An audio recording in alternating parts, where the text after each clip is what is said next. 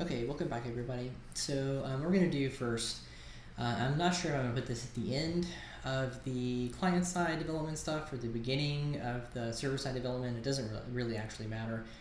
What we need to talk about is the way that you get from the client side to the server side.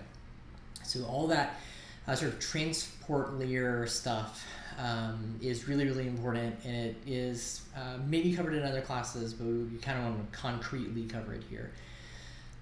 So what I've been doing is looking for APIs that don't require a key. So I'll put some information on Canvas about how to actually use bearer tokens and stuff like that to access private APIs. But that is not a requirement for right now. We just need to understand how to actually get data out of an API. So what I've done is I found that the GitHub API allows you to search public repositories without an API key. So if you actually go to a web browser, you go to api.github.com and you look for repositories, it'll actually give you the first 100 results. And you can actually specify query strings and stuff like that. But this is an example of JSON that's being given to us from a GitHub server somewhere that is hosting all of the kind of metadata for the repositories that they have on their site. So here we can see that there is an ID. This is kind of like a primary key. We have the name and the full name and a description of what each of these repositories are. And these things are JSON blobs. And so we're going to be very familiar with JSON blobs by the end of the semester. But basically these things are just nested unstructured data. So we have an outer blob, and then for something like owner, we have an inside blob, and this owner blob gives you all of the attributes on an owner attribute. That is then an attribute of a larger blob, which each of these is a repository, as indicated by the URL. So the question is, how do I programmatically get this kind of stuff and present it to a user in a way that's reasonable? Because nobody in their right mind wants to go to github.com and use this view instead of the nice view that you're used to with buttons that help you do things and whatever. Nobody wants to open this in a text editor and sort of try to manually modify stuff. So I have created a very simple website that allows us to perform the search and then display the top 10 results. And we're going to walk through that code kind of to review what we did last week, but also kind of march forward toward the server-side stuff, which we're going to cover this week. So to recap what we did previously, we'll actually just run this really quick. This is all client-side. It's running on my local machine. Clearly, this stuff is not on my local machine because I have no idea what any of this stuff is. This is from GitHub. And what I can do is click the Fetch Repositories button. It gives me the top 10 repositories. I can select one, and then it tells me what each of these things are. So this is a very kind of rudimentary, introductory level client to server side interaction. And this is the kind of interaction that we want to study for the rest of the semester. So we want to be able to give somebody a view into raw server data that isn't this. It is closer to this. So you can have a really nice UI that you develop with HTML5 or whatever, and you can shoehorn that data from the server and its unstructured glory into a structure that more easily matches what the user probably actually wants. So what does this actually look like?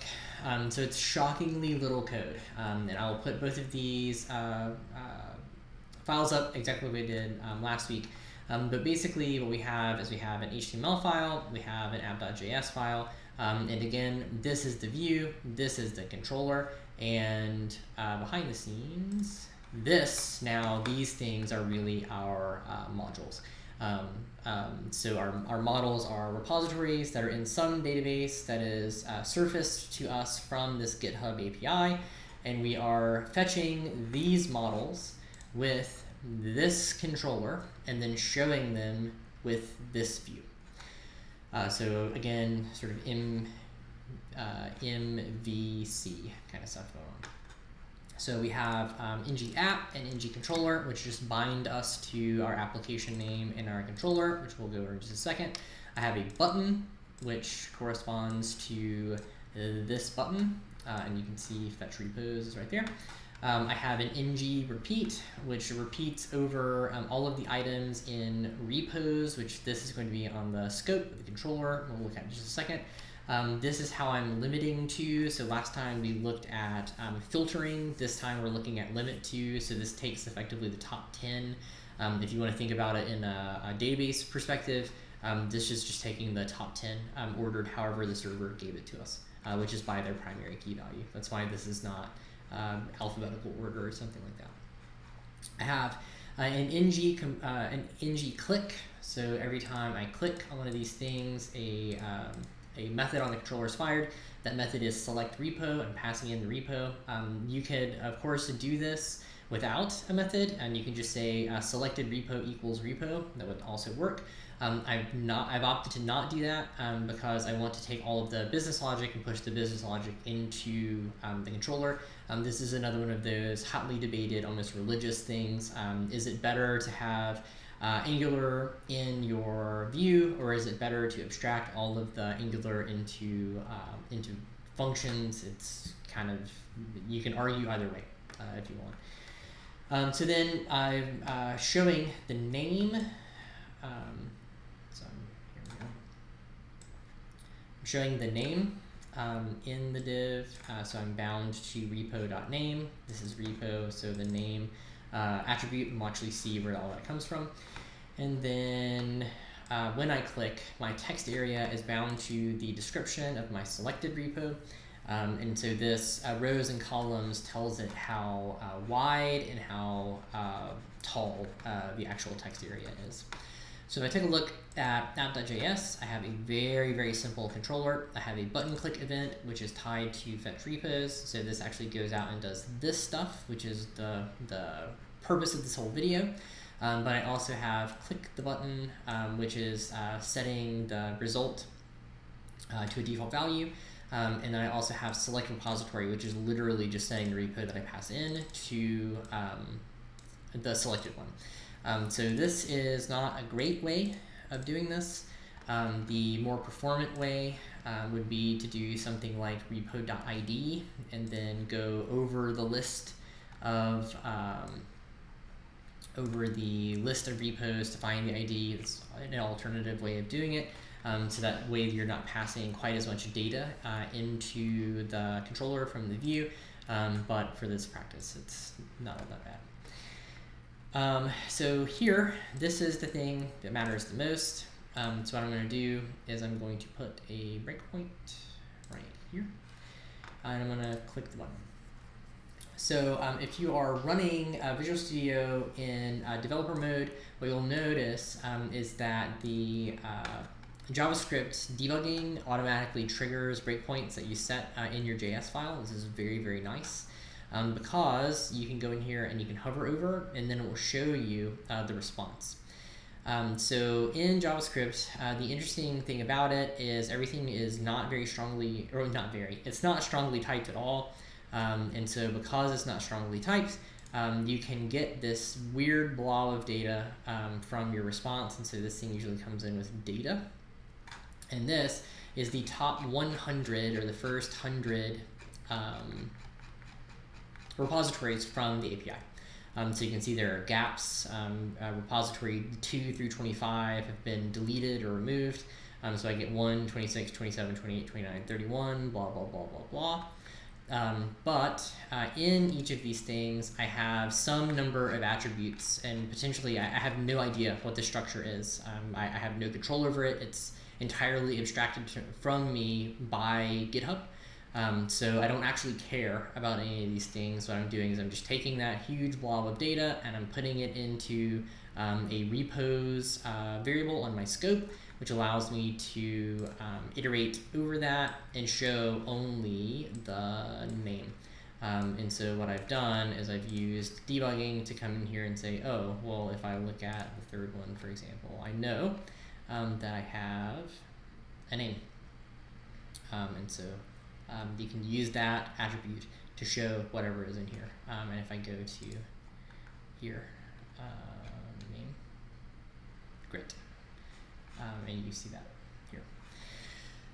So what is happening in this whole like weird syntax that we haven't covered yet is $HTTP is an Angular service that is part of Angular core. And so previously what we did is we saw that we had function inside of the controller, and so the controller gets a name and it also gets this JavaScript function that implements the actual controller. We originally only had a scope passed into this thing, but now we also have this $HTTP, and when you pass this $HTTP in here, what you're going to get is access to this general syntax. And so we're going to talk about what these things mean in a lot of depth through this module, because we're going to actually have to set this stuff up on the server side.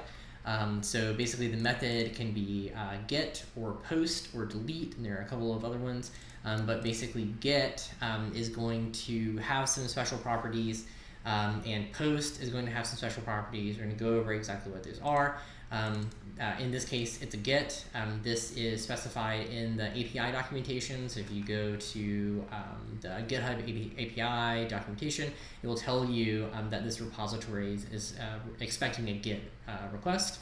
The URL is just the URL that we literally typed into our browser, that dude. And we have two what are called callbacks here. So when this request gets sent over to the server, either the server is going to return an HTTP response that is good or bad. And so the good one will be a 200 or something of that ilk.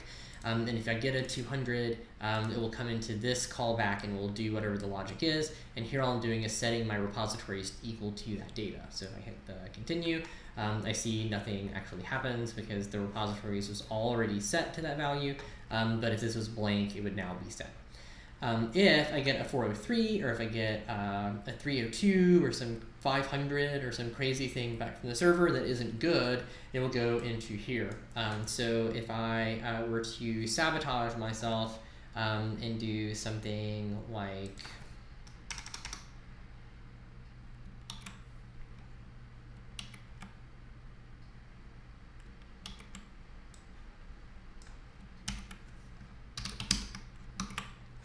this, and I were to reload, it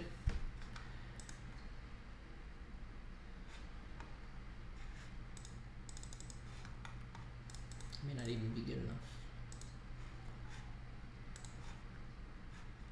Oh, I've hidden it. But now if you hit this, we're actually going to set the result to failure.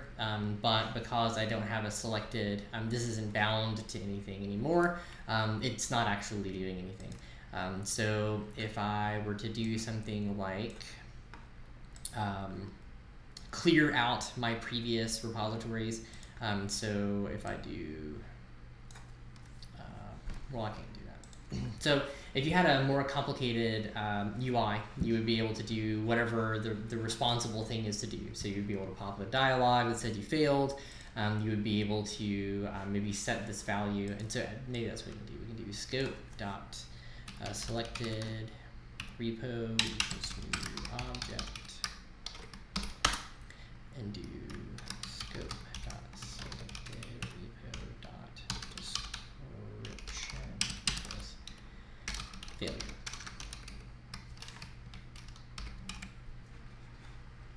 So we continue from that. Reload this thing. We hit this. Now I see failure here.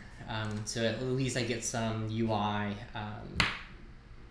notification that some bad thing happened. There are increasingly complicated things that you could do, right? So you could have a piece of HTML over here that only shows if an error is available.